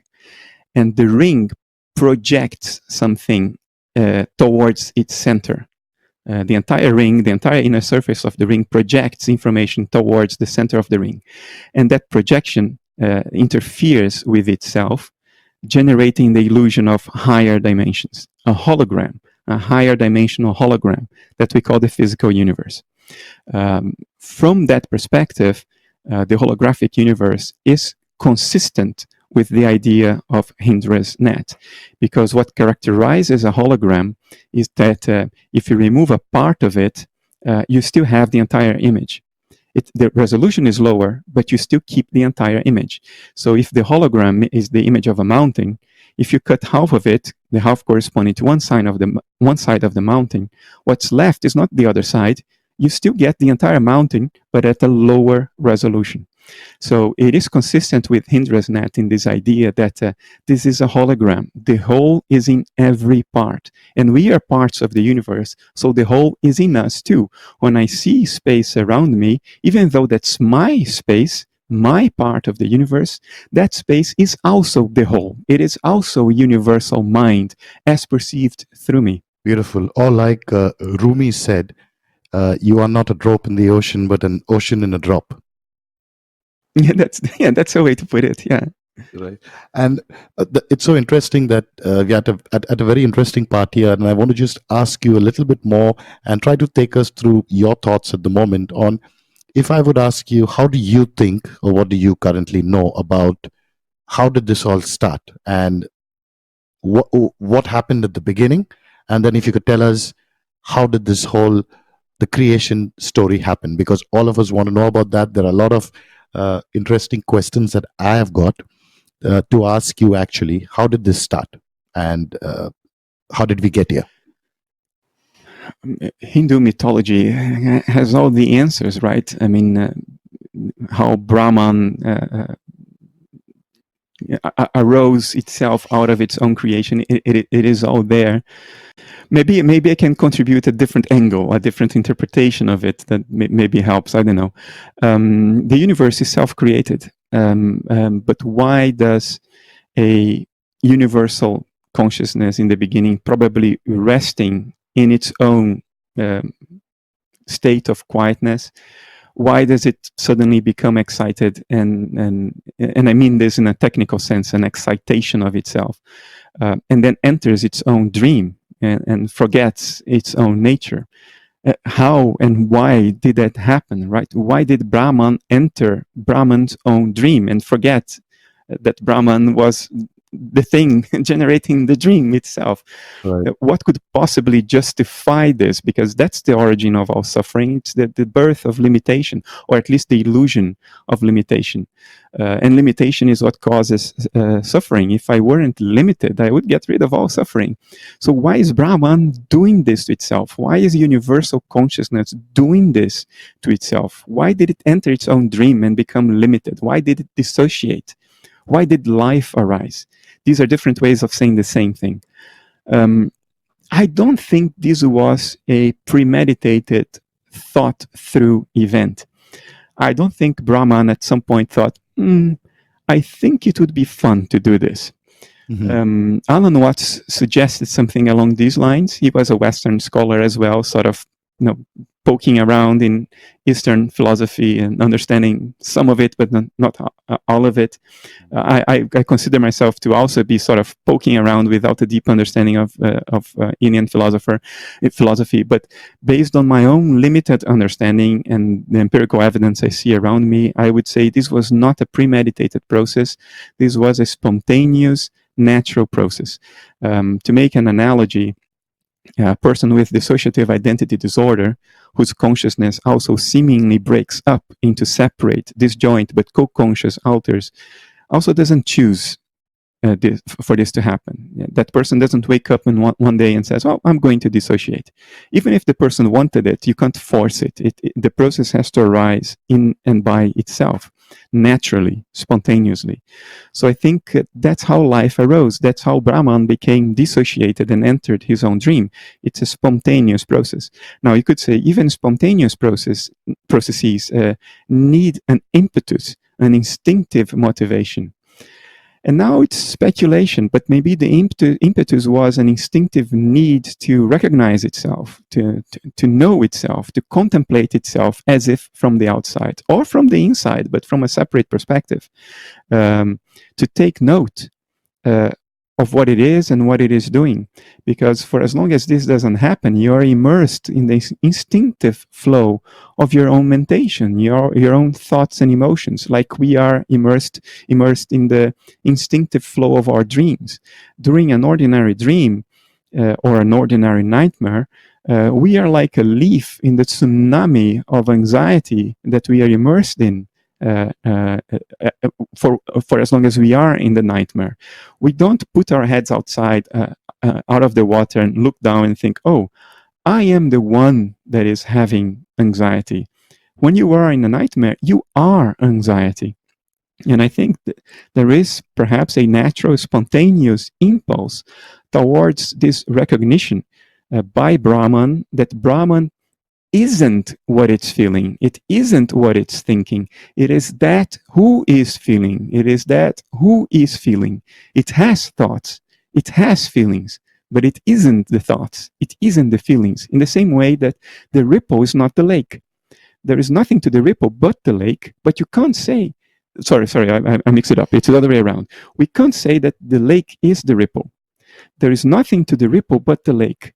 But there is more to the lake than the ripple. In the same way, I think there is an instinctive impetus for universal consciousness to recognize that, yes, its emotions and thoughts, there's nothing to its emotions and thoughts but universal consciousness, but that universal consciousness isn't just those emotions and thoughts. In the same way that the lake isn't just the ripple. There is more to universal consciousness than the thoughts and emotions. A universal consciousness is that which has the thoughts and emotions, in the same way that the lake is that which has a ripple, but it isn't just the ripple. And maybe this impetus is what led to this whole game, to this whole dance of existence from the origins of life until now. It's a need to have that recognition through a form of spontaneous natural dissociation. In other words, through the rise of life from non-life. Look, this recognition that what we feel and what we think is not us, but something that happens in us, this recognition can only be achieved through meta-consciousness. If you're not meta-conscious, you just experience, but you don't know that you are experiencing, then for all intents and purposes, you are that experience for as long as you are having it. If I were not meta-conscious, I would be my fear. I would be my happiness. I would be my worries. I would be the taste of strawberry when I'm tasting strawberries. It is because of meta-consciousness that I can objectify my own experiences and recognize myself as the subject who is having the experiences. And now I am not my anxiety. I am the one who has the anxiety. I am not my fear. I am the one who has the fear. So only through meta-consciousness, we have this recognition of our experiences as something that is happening in us, but not the whole story of us.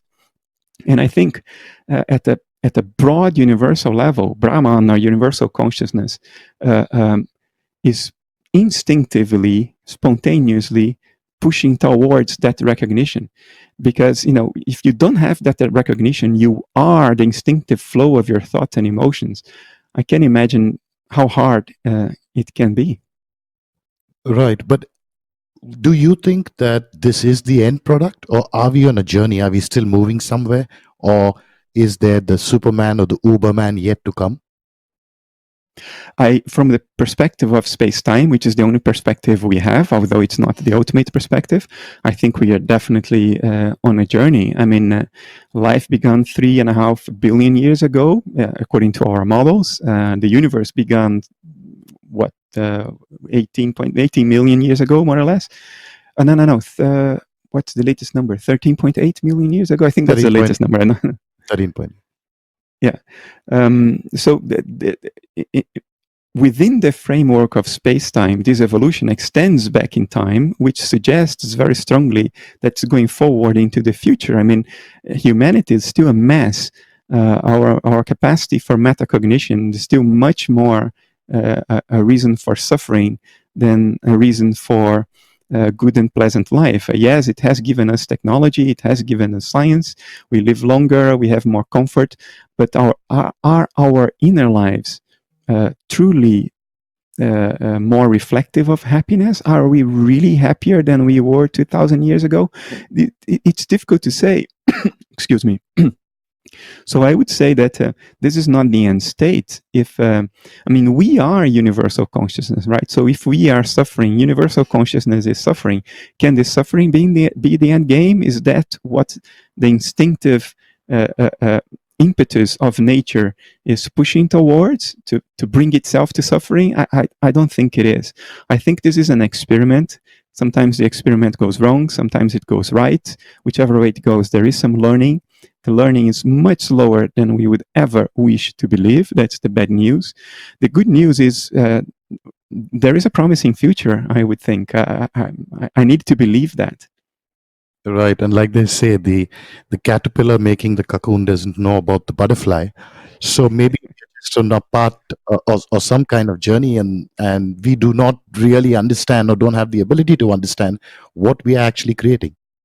Yeah, I think nobody understands.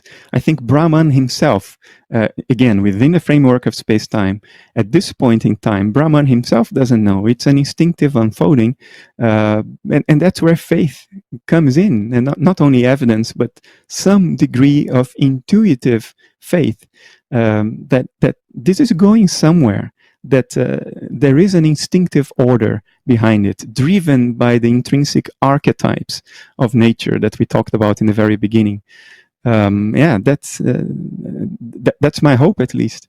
So I just wanted to get back to one part of our discussion earlier, where we said that consciousness is universal, and we are tapping into some part of consciousness, and we were talking about it being connected to the brain. I wanted to come in at that time, but I'll come in now. So would you think of it as something like, to make it easier to understand, something like a television receiver? So the receiver does have all the gadget. I mean, it does have all the wiring and the modules, but the actual picture is not within the receiver. It's picking it up and transmitting it. So if you open up your television box, you're not going to find any Netflix in that. Yeah, I think this is a good metaphor, but one that needs to be taken with a grain of salt. We have to be very careful not to overextend the metaphor beyond what it's meant to do. It's a good metaphor. I think it was first proposed by Aldous Huxley in the 1950s in The Doors of Perception. It's the filter theory of consciousness, and the idea is that our brain doesn't generate consciousness, it's a filter of consciousness, and that's why we are only conscious of our immediate surroundings, because it has been something favored by evolution. It favors our survival to know if there's a tiger nearby ready to jump on us, but it would be very ineffective to be aware of a tiger on the other side of the world. We would be distracted by that if we were conscious of it. So the brain evolved to play the role of a reduction valve, or a kind of reducing receiver of consciousness, because TV, you can only watch one channel at a time. The TV can put the circuitry of the TV in resonance with one channel, so it will receive that one channel only and focus on that. But the broadcast signal has many other channels at the same time. So, but you just receive one. So it's a metaphor on the same lines. I think it's useful to think along those terms. If you're coming from materialism, this metaphor is probably the easiest productive next step. It's the one that probably will be most recognizable to you in a way that is conceptually sound. Now, I think the danger of the metaphor is that it has dualism built into it. Dualism is all over it. A filter of something is not that something. A coffee filter is not made of coffee. Why would a filter of consciousness be made of consciousness, right? That's where the receiver thing and the filter thing go wrong. If the brain is a television receiver and consciousness is the broadcast signal, then the television receiver is not consciousness, because the television receiver is not the broadcast signal, it's that which receives the signal. So you're on the edge of getting into a dualism black hole with this metaphor. So I think it's a useful next step, but we immediately have to remind ourselves afterwards, wait a moment, what is really going on here is that the brain is the image of a localization process in consciousness. It works just like a receiver. It works just like a filter, like a whirlpool in water. A whirlpool is like a little receiver in the sense that the water molecules trapped in the whirlpool are localized. They keep turning around in the circle of the whirlpool, and only later they are released back into the stream.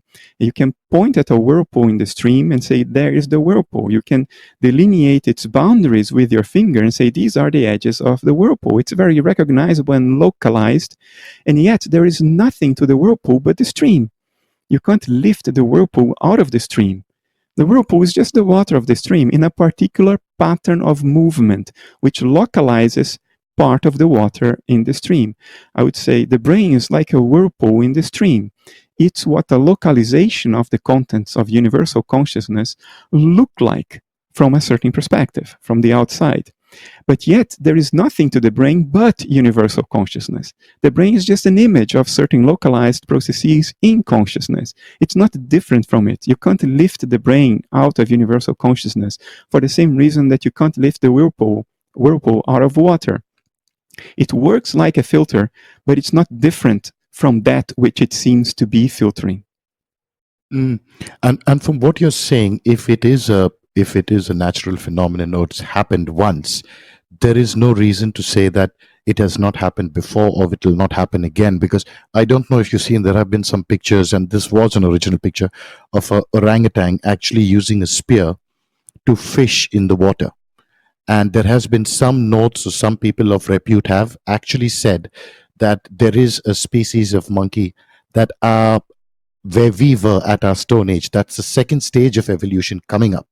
So we are just one way, some way down the road, and there's already, it's happening all over again just behind us. Do you think that if you Yeah, don't, that it happens in a cyclic manner and you move on, but that's the next set of apes coming up who's going to occupy our space in some time? if the unfolding of nature is driven by these primary templates, these archetypes, which are intrinsic to nature itself, these archetypes will never stop manifesting because they are always there. They are built in. So yes, I think whatever impetus has driven us to arrive at where we are today, and it's continuing to drive us forward or to extinction. Maybe the experiment doesn't work and there will be a second try. Whatever that impetus is, it's also behind the evolution of the rest of life. Not only primates, but all life. Maybe octopuses one day will be the most metaconscious species on this planet. I don't think a natural impetus would invest all eggs in one basket. It's not in its nature to do that. It will push from every direction because it's inherent everywhere in the fabric of space-time, in the entire universe. So it may have happened before. For all we know, Neanderthals were metacognitive. They certainly could use tools. They had symbolic thinking. So maybe they were metacognitive, and that experiment failed. I don't know whether even the notion of failure and success is applicable here, but they ended, and now we are here. Arguably a more destructive species that stands a higher chance of killing itself. So, and maybe there is something going on in the galaxy of Andromeda, or in a parallel universe, although I'm not very fond of the idea of parallel universes in the way it's postulated in physics today. So yeah, I think that archetype is manifesting everywhere, and potential paths toward meta-consciousness are bubbling up everywhere as a direct consequence of the archetype. And you mentioned about the Neanderthals, and the interesting part, like you said also, was that at one given time, and I was reading up on this, there were about 13 different types of human species living together. So it's interesting that in some part of Africa. But I want to come back to, you made an interesting comment, but I don't want to let that go. Your thoughts on the parallel universe, and what don't you like about it? Oh, I think it is entirely possible that there are parallel universes out there. But the reason to believe it is not the reason why physicists today postulate parallel universes. At least one type of parallel universe, very, very popular in physics today. And let me tell you why. Physics today, the foundations of physics, has come to a point experimentally where we are forced to recognize one of two things. Naive physical realism, the idea that there are physical objects out there with defined properties, even when they are not being measured. In other words, even when nobody's looking at them, that has been categorically refuted. Given that refutation, you have one of two options. Either you say, well, if the physical world only comes into existence the moment we measure it, in other words, the moment we interact with it through our senses, then what is really out there when nobody is looking is not physical. That's the position I take. There is something out there, there is a universe we all inhabit, but it's not physical. Physicality only emerges when we look at it. But I don't want to get into the specifics, otherwise I will speak for half an hour here and your audience will fall asleep. What we know is that whatever is out there, it's not a physical world with objects of defined properties when nobody's measuring. So I think that what is really out there when nobody's looking, the noumena or the will, is a thought. It's a transpersonal thought-like framework of experiences. And when our individual thoughts or ideas interact with the thoughts, transpersonal ones, surrounding us, the physical world arises from that interaction. It's an interference pattern between our dissociated thoughts and the transpersonal thoughts out there. But what is really out there when nobody's looking is non-physical. It is mental instead. That's one option. It's the option I take. The other option is to say that every time you look, you basically fall into one of uncountable parallel universes that pop into existence the moment anyone, anywhere looked at anything.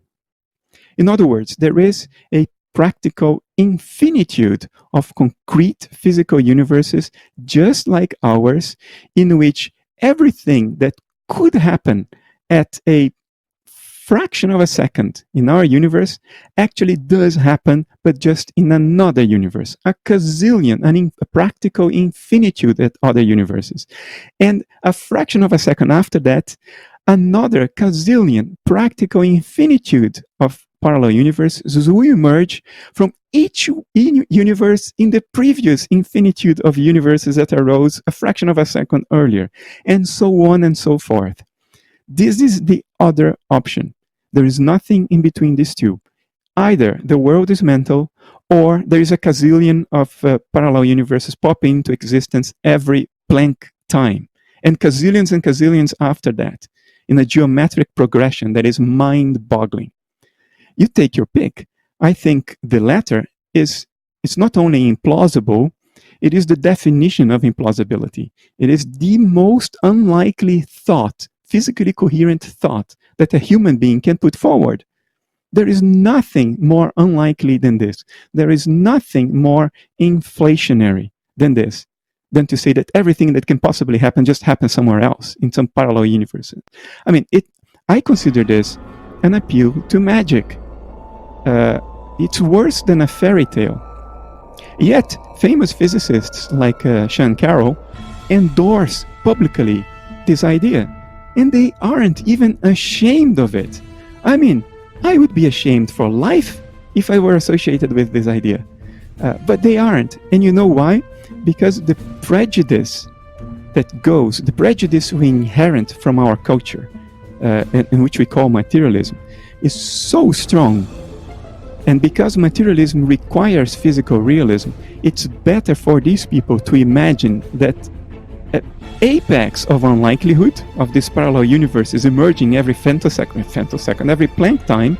It's easier for them to imagine that and consider that plausible than to consider that what is out there is just mental, and it appears to us as physicality, which is eminently plausible because we are mental beings and we appear to other people as physicality in the form of our body.